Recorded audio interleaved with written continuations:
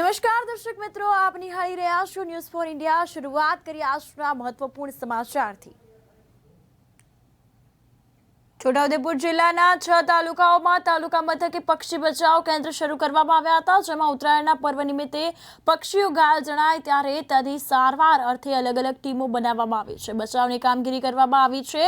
આ ઉપરાંત પશુ ચિકિત્સકના સહયોગથી પક્ષીઓને તાત્કાલિક સારવાર મળી રહે તેનું આયોજન કરવામાં આવ્યું હતું।